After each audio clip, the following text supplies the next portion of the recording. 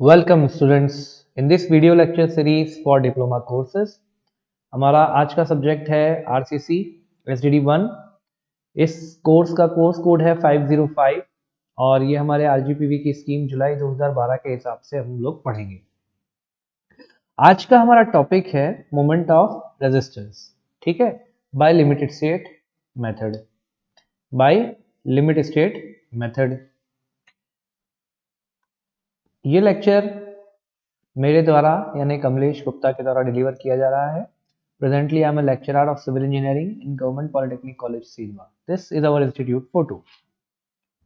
This lecture is presented under the aegis of directorate of technical education Madhya Pradesh and Rajiv Gandhi Proudyogiki Vishwavidyalaya Bhopal. Course outcome for this lecture, आप लोग इन 5 course outcome को video pause करके पढ़ सकते हैं, है ना। हम लोग अभी आरसीसी में पढ़ रहे हैं एलएसए, ठीक है। और आज का हमारा जो वीडियो का आउटकम है वो क्या है?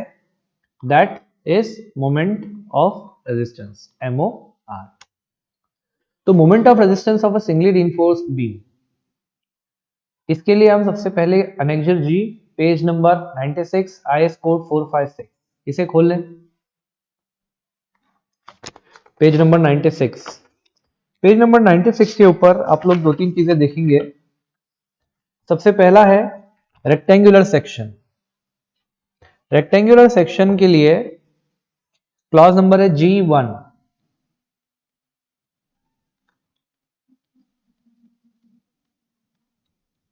Rectangular section without compression reinforcement, है ना, विदाउट कंप्रेशन रिइंफोर्समेंट। इसका मतलब क्या है? तो हम इस डायग्राम में जाएंगे। देखिए ये डायग्राम ध्यान से देखिए, पिछली बार भी हमने देखा था, है ना। This B is width of beam, this D is depth of beam. कौन सी डेप्थ है? Effective depth. इफेक्टिव डेप्थ क्या होती है? Total depth minus nominal cover. Clear cover नहीं, नॉमिनल कवर, ठीक है ना। नॉमिनल कवर क्या होता है? नॉमिनल कवर होता है क्लियर कवर प्लस ये जो डिस्टेंस है, जो हमारा सरिया है उसका हाफ, उसके डायमीटर का हाफ, या उसका रेडियस बोल लो आप। तो सिंगली रिइंफोर्स्ड और डबली रिइंफोर्स्ड बीम में क्या अंतर होता है? हम लोगों ने पढ़ा है कि concrete is weak in compression. Concrete is weak in compression. Correct? Correct है? रॉन्ग है। कंक्रीट कंप्रेशन में वीक नहीं होता है, कंक्रीट टेंशन में वीक होता है।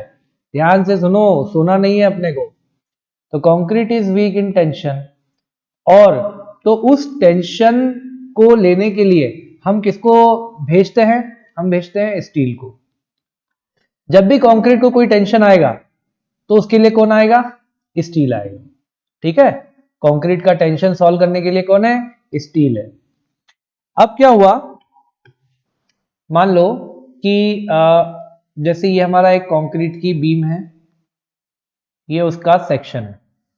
इस सेक्शन की जो डेप्थ है ना D, और इसकी एक विड्थ है B। तो ये जो डेप्थ है, इस डेप्थ को आप एक लिमिट तक ही बढ़ा सकते हो, है ना। स्ट्रेस को लेने के लिए आपको एरिया को बढ़ाना पड़ेगा, क्योंकि स्ट्रेस इज इक्वल टू क्या होता है? Load upon area. और स्ट्रेंथ इज इक्वल टू क्या होता है? That is force upon area. ये जो फोर्स है, या इसको बोल दो आप रेजिस्टिव फोर्स। तो अब इसका जो स्ट्रेंथ है, आपको रेजिस्टिव फोर्स को बढ़ाना है, इस बीम के रेजिस्टिव फोर्स को बढ़ाना है। तो आप क्या करोगे? स्ट्रेंथ तो आपकी चेंज नहीं हो सकती, तो आप क्या करोगे? उसका एरिया बढ़ा दोगे। अब ये जो एरिया है, ये एरिया बढ़ाने की भी कुछ लिमिटेशंस है। ऐसा नहीं है कि आप बहुत ही गहरी बीम बना दो, है ना। पता चल रहा है कि आप 1 मीटर गहरी बीम बना दी, नहीं, 1 मीटर गहरी बीम आप नहीं बना सकते, आपके पास कुछ लिमिटेशन है। अदरवाइज क्या होगा कि आपकी छत से नीचे बीम लटक जाएगी और धीरे धीरे वो बीम के रूप में होने के बजाय क्या बन जाएगी? दीवार बन जाएगी, कंक्रीट की दीवार बन जाएगी। ये हमारा रूम हुआ, इतनी बड़ी बीम बनी, दूसरी वाली बीम इतनी बड़ी बनी। अब जो भी व्यक्ति इधर से इधर जाएगा उसको क्या करना पड़ेगा, झुक झुक के जाना पड़ेगा या उसके सर में लग जाएगी। तो आप इतना ज्यादा बीम को झुका नहीं सकते, इतना ज्यादा गहरी बीम बना नहीं सकते। तो अब क्या होता है कि जो आपने टेंशन में कंक्रीट दिया है, सॉरी ये कंप्रेशन में कंक्रीट दिया है और टेंशन में स्टील दिया है, ठीक है। तो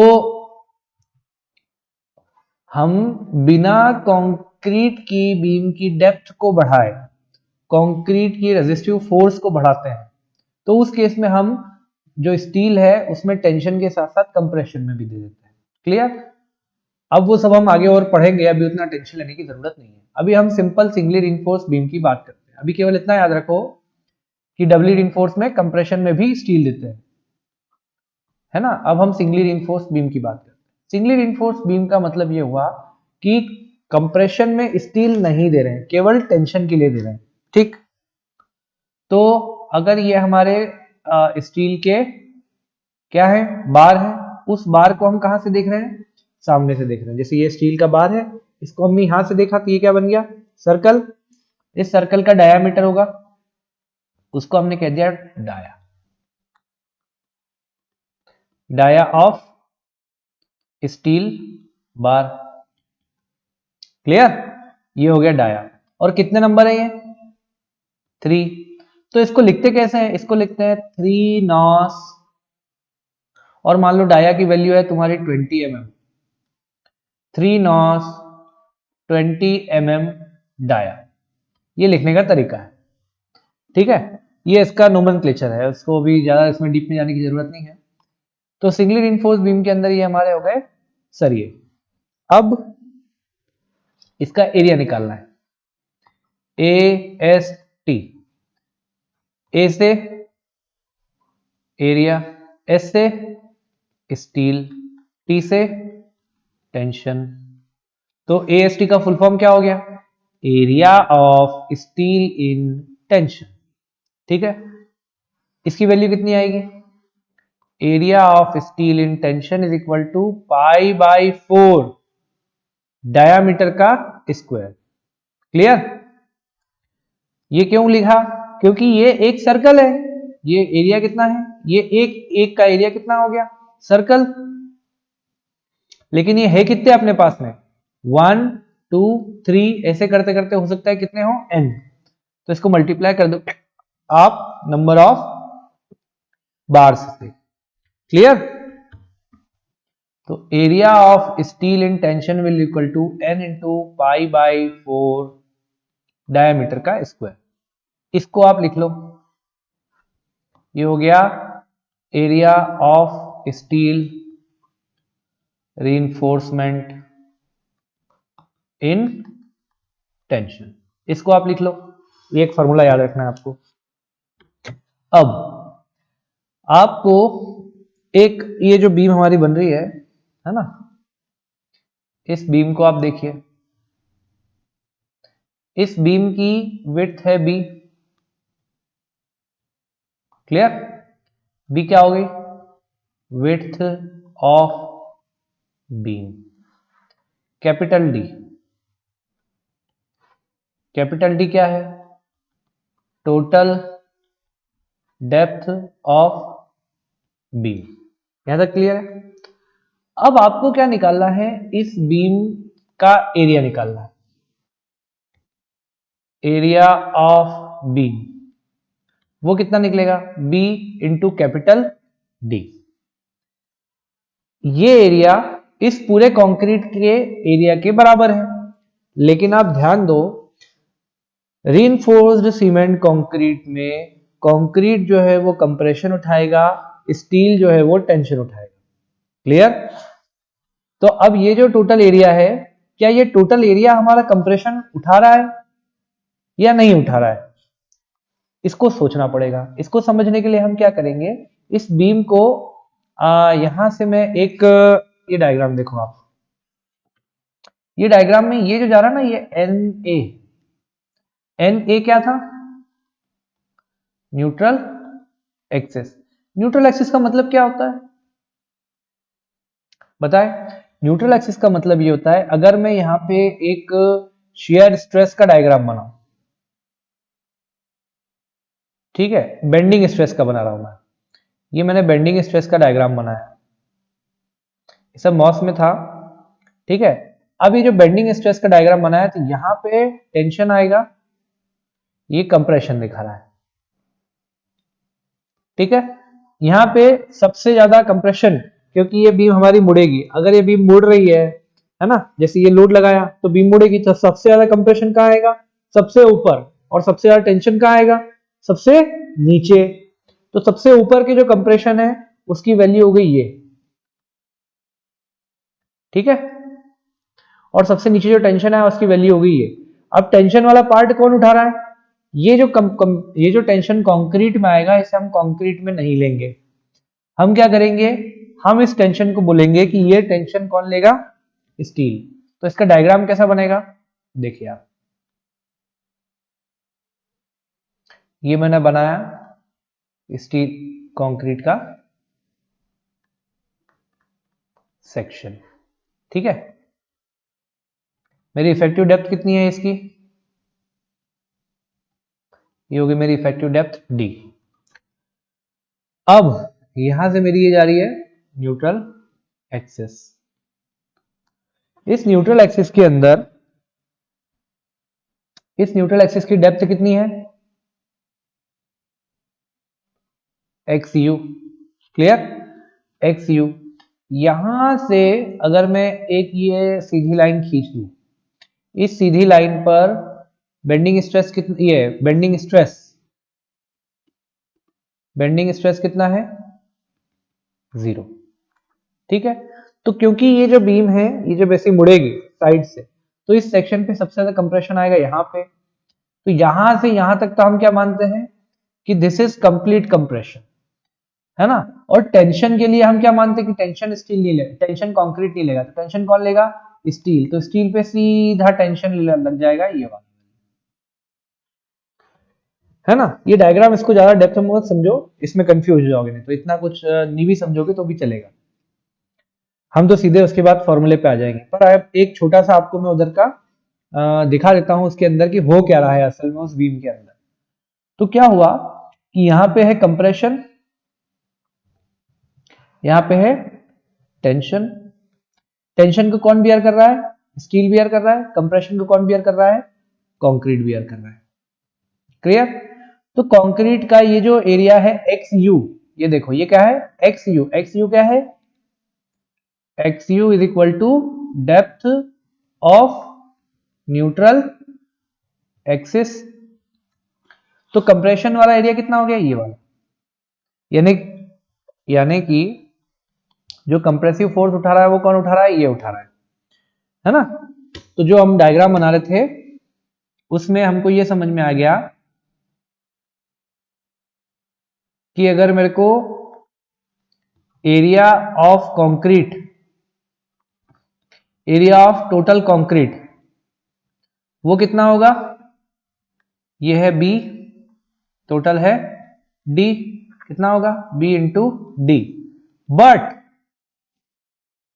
area of concrete in compression वो कितना हो जाएगा? वो कितना हो जाएगा? वो हो जाएगा न्यूट्रल एक्सिस की, ये अगर डेप्थ है, ये न्यूट्रल एक्सिस है और इसकी डेप्थ है एक्स यू, तो ये एरिया हमारा हो जाएगा area of concrete in compression. कितना हो जाएगा? B into x u. Clear? यहां पे हमारा टोटल डी किसी काम का है क्या? नहीं, किसी काम का नहीं है। What is B? B is width and what is XU? XU is the depth of neutral axis. चलो, अब हम आ जाते हैं हमारे कोड के अंदर। ये तो हमने सब जो समझना था वो समझ लिया। कोड के अंदर पेज नंबर 96 पर एनेक्जर जी पे चले जाओ। IS 456 इसके पेज नंबर 96 एनेक्जर जी खोलेंगे हम। इसके अंदर लिखा हुआ है the moment of resistance of rectangular section without compression reinforcement should be obtained as follow. यहां पर आपको किसी भी सिंगली रीइंफोर्स्ड बीम के मोमेंट ऑफ रेजिस्टेंस कैलकुलेट करने के स्टेप्स दी हुई है। Step A, B, C and D. ये 4 स्टेप आपको एक से लगा के नीचे तक फॉलो करना है, इसमें कुछ भी सोचने की जरूरत नहीं है आपको, सिंपल सा फॉर्मूला है। सबसे पहले आप क्या करेंगे, किसी भी मोमेंट ऑफ रेजिस्टेंस बीम का निकालना है, तो मोमेंट ऑफ रेजिस्टेंस बीम का निकालना है। अब क्वेश्चन आता है कि सर हमने सिंगली रीइंफोर्स्ड बीम तो समझ लिया, ठीक, क्या होता है सिंगली रीइंफोर्स्ड बीम? वो बीम होती है जिसमें सिर्फ टेंशन के लिए रीइंफोर्समेंट का यूज किया जाता है, कंप्रेशन के लिए किसी भी प्रकार का रीइंफोर्समेंट का यूज नहीं किया जाता है। So that is a singly reinforced beam. Now the question comes, sir what is moment of resistance? Moment of resistance किसे कहेंगे? Very good question. तो मोमेंट ऑफ रेजिस्टेंस को आप समझते हैं। आप याद कीजिए मैकेनिक्स ऑफ स्ट्रक्चर या स्ट्रेंथ ऑफ मटेरियल में हम लोगों ने इस प्रकार की एक सिंपली सपोर्टेड बीम का एनालिसिस किया था, ठीक है। इसके ऊपर एक लग रहा है, ये क्या लगता है, ये इस प्रकार के लोड को क्या कहते हैं, यूडीएल। ये बीम कौन सी है, सिंपली सपोर्टेड बीम। इस बीम के ऊपर क्या लग रहा है, यूडीएल। माना कि इस यूडीएल की वैल्यू है डब्ल्यू किलो न्यूटन पर मीटर। इस बीम का जो स्पान है, स्पान कितना है इसका, एल, ठीक है। तो जब मैं इस बीम का बेंडिंग मोमेंट डायग्राम बनाऊंगा, बेंडिंग मोमेंट मतलब क्या हो गया, वो मोमेंट जो एक्सटर्नल लोड की वजह से आ रहा है ना, वो मोमेंट जो एक्सटर्नल लोड की वजह से आ रहा है। तो मान लो मैंने ये बनाया बेंडिंग मोमेंट डायग्राम, तो ये लाइन जा रही है जीरो बेंडिंग मोमेंट की, बेंडिंग मोमेंट डायग्राम बीएमडी, ठीक है। जीरो बेंडिंग मोमेंट की लाइन जा रही है, तो क्या होगा, जो इस बीम का जो सेंटर होगा, अगर मान लो ये इस बीम का सेंटर है, तो उस सेंटर पे क्या होगा, मैक्सिमम बेंडिंग मोमेंट होगा, और जो हमारा डायग्राम जाएगा वो कुछ इस प्रकार से जाएगा, ठीक है। टोटल पॉजिटिव बेंडिंग मोमेंट आएगा। बेंडिंग मोमेंट कैसा आएगा, पॉजिटिव आएगा, ठीक है। यहां से और यहां से दोनों एक जैसा बराबर आएगा, और बेंडिंग मोमेंट सेंटर पे क्या आएगा, मैक्सिमम। तो maximum bending moment will be at centre. उसकी वैल्यू क्या आएगी, वैल्यू कितनी थी, फॉर्मूला याद करो, formula will be m is equal to डब्ल्यू एल स्क्वायर बाई 8, ठीक है। इस फॉर्मूले को लिख लो, ये बार बार आपको यूज आने वाला है। ये जो W है, W क्या है, W क्या है, W है लोड, W क्या है, लोड। L क्या है, स्पान, ठीक है, ये स्पान, लोड। तो this bending moment is coming due to external load. इसमें कहीं भी बीम के मटेरियल के बारे में हमने जिक्र किया है क्या, नहीं किया है। हमें इससे कोई मतलब नहीं है कि ये बीम कंक्रीट की है, ये बीम स्टील की है, या ये बीम टिम्बर की है। यहां पे हमें क्या मतलब है, सिर्फ और सिर्फ ये कि एक्सटर्नल लोड कितना आ रहा है। तो उस एक्सटर्नल लोड की वजह से जब हम बेंडिंग मोमेंट निकालेंगे, तो that bending moment is this W l square by 8, clear. तो जो हम बात कर रहे हैं, हम बात कर रहे हैं मोमेंट ऑफ रेजिस्टेंस की। तो मोमेंट ऑफ रेजिस्टेंस क्या है, मोमेंट ऑफ रेजिस्टेंस बीम का होता है। अगर बीम कंक्रीट की है तो उसका मोमेंट ऑफ रेजिस्टेंस अलग आएगा, अगर बीम स्टील की है तो उसका मोमेंट ऑफ रेजिस्टेंस अलग आएगा, अगर बीम टिम्बर की है तो उसका मोमेंट ऑफ रेजिस्टेंस अलग आएगा। यानी कि जो मोमेंट ऑफ रेजिस्टेंस है दैट डिपेंड्स ऑन मटेरियल। तो क्या ये लोड पे डिपेंड करता है, नहीं करता है। Moment of resistance is the inherent strength of that structure, of that structural component, clear. उस बीम का खुद का अधिकतम कितना मोमेंट ले सकता है, ये वो है, ठीक है। तो अगर ये बीम बनाई मैंने, इस बीम का स्पान मैंने दे दिया क्या, L, इस बीम का मैंने स्पान दे दिया L, ठीक। और इस बीम की डेप्थ दे दी मैंने d, और इस बीम का जो विड्थ है, अगर मैं इसका 3D डायग्राम बनाऊं इस प्रकार से, ये 3D बना दिया मैंने, तो इसकी जो विड्थ है, ये विड्थ कितनी ले लूं मैं, ये b हो जाएगी। और जो सरिया है, ये अगर सरिया जा रहा है तो सरिये के कारण इसकी इफेक्टिव डेप्थ कितनी हो जाएगी, d। क्लियर। तो इस इफेक्टिव डेप्थ के कारण क्या होगा, यहां पर ये वाला जो हमारा मेन है ना, तो ये वाला काम का नहीं है डायग्राम। मोमेंट ऑफ रेजिस्टेंस निकालने के लिए आपको इस डायग्राम की जरूरत नहीं है, आपको जरूरत है सेक्शन की, बीम का जो सेक्शन होगा। सेक्शन कैसे बनता है, सेक्शन बनेगा जब मैं इस बीम को यहां से काटूंगा किसी चाकू की मदद से, और फिर उसे क्या करूंगा, सामने से देखूंगा। ठीक है, उसे सामने से देखूंगा तो वो कुछ इस प्रकार से दिखेगी। यहां पे मैंने ये जो है ये इसके क्या लगा दिए हैं, रीइंफोर्समेंट। ये उसकी हो गई है इफेक्टिव डेप्थ d, ये उसकी हो गई इफेक्टिव विड्थ। विड्थ सिंपल होती है, इसमें इफेक्टिव का केस नहीं है। ठीक, तो मोमेंट ऑफ रेजिस्टेंस होता है किसी बीम का, इसमें इससे कोई मतलब नहीं है कि उसके ऊपर कितना लोड आ रहा है। This moment is the maximum moment which the beam can afford. ये उस बीम की क्या है, अगर मैं सीधे सीधे बोलूंगा तो ये इस बीम की औकात है, ये इस औकात से ज्यादा मोमेंट नहीं ले सकती। क्लियर। तो जो वो डायग्राम मैंने बनाया था जिसके ऊपर यूडीएल लग रहा था, वहां पे मैं अगर कंक्रीट की बीम रख दूं और इस यूडीएल के कारण मान लो ज्यादा लोड आ गया तो इस बीम की औकात के बाहर हो गया, ये बीम क्या हो जाएगी, फेल हो जाएगी। समझ में आया। कोई भी बीम कब फेल होगी, when the moment due to external load is more than the moment of resistance of that beam. Clear. कोई भी बीम तब फेल होगी जब बाहरी बल के कारण आने वाला मोमेंट उस बीम के मोमेंट ऑफ रेजिस्टेंस से अधिक हो जाए।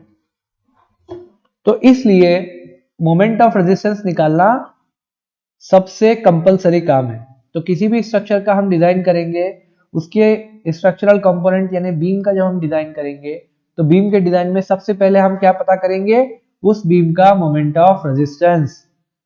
अगर आपको किसी बीम के डायमेंशन दे दिए, बी दे दिया, डी दे दिया, और आपको ये दे दिए कि कितने नंबर ऑफ सरिया है, तो आप मोमेंट ऑफ रेजिस्टेंस निकाल सकते हो क्या? इसका जवाब आना चाहिए हाँ, लेकिन कब, इस वीडियो को देखने के बाद। ठीक है, तो अब हम आ जाते हैं अनेक्जर जी, पेज नंबर 96। तो मोमेंट ऑफ रेजिस्टेंस हमको क्लियर हो गया। What is moment of resistance of a singly reinforced beam. इसके अंदर जो सबसे पहला दिया हुआ है ए में दिया है आपको, लिखा हुआ है determine the depth of neutral axis from the following equation. XU by D is equal to 0.87 Fy AST upon 0.36 XU BD। XU नहीं है यहाँ पे, FC के है, FC के BD। ध्यान से देखो, आपको क्या पता करना है, सबसे पहले पता करना है depth of neutral axis. Depth of neutral axis क्या होगी, XU, है ना। लेकिन आपको XU पता करने के बजाय आप क्या पता कर लो, सीधे XU by D। XU by D की वैल्यू आप पेज नंबर खोलेंगे 68 है ना, 70, पेज नंबर खोलेंगे 70। पेज नंबर 70 पे आप देखेंगे XU by D की वैल्यू दी हुई है, XU max by D की वैल्यू दी है। XU max क्या है, XU max is the maximum depth of limit neutral axis. जो न्यूट्रल एक्सिस है उसकी अधिकतम कितनी गहराई हो सकती है, ये हो जाता है XU max by D। उसकी वैल्यू कितनी दी है, Fe 250 के लिए अलग दी है, 415 के लिए अलग दी है, और 500 के लिए अलग दी है। 250 के लिए कितनी दी है, 0.53, 415 के लिए 0.48, और 500 के लिए 0.46। ठीक, ये तीन वैल्यूज आपको दी हुई हैं। तो आप सबसे पहले क्या करोगे, आप हमारी जो बीम है, हमारी जो गिवन बीम है, उस बीम में आपको क्या दे दिया है, आपको दे दिया है विड्थ, आपको दे दी है टोटल डेप्थ, आपको दे दिए हैं नंबर ऑफ सरिये, है ना, और आपको दे दिया है कवर। ये आपको कवर देने के बजाय आपको इफेक्टिव डेप्थ दे दी। तो आपको सब कुछ दे दिया है, आपको डायमेंशन ऑफ द सेक्शन दे दिए, क्या दे दिए हैं, डायमेंशन ऑफ सेक्शन दे दिए, उस सेक्शन की क्या गहराई चौड़ाई ऊंचाई सब दे दी। तो आपको क्या पता करना है, मोमेंट ऑफ रेजिस्टेंस निकालना है। अब उसमें आप सबसे पहला काम क्या करोगे, एक्स यू बाई डी निकालोगे। What is the value of x u by D, x u by d की वैल्यू दी है क्वेश्चन के अंदर, ये सेक्शन नंबर जी में, कनेक्शन नंबर जी में, पेज नंबर 90 के अंदर, x u by d is equal to 0.87 f y a s t upon 0.36 f c k b into D. यहां देखो ये डी यहां भी है और यहां भी, आप ये डी से डी काट मत देना, ये डी को रखना है क्योंकि आपको एक्स यू बाई डी की वैल्यू निकालना, ठीक है। Now what is f y, f y f 250 के लिए एफ वाई कितना होगा, 250 न्यूटन पर मीटर मिलीमीटर स्क्वायर, ठीक है, न्यूटन पर मिलीमीटर स्क्वायर। एएसटी क्या होगा, अभी हमने देख लिया एएसटी क्या होगा, AST is equal to n multiplied by pi by 4 d square. F c k कितना होगा, एफ सी के M20 के लिए एफ सी के की वैल्यू कितनी हो जाएगी, 20 न्यूटन पर मिलीमीटर स्क्वायर।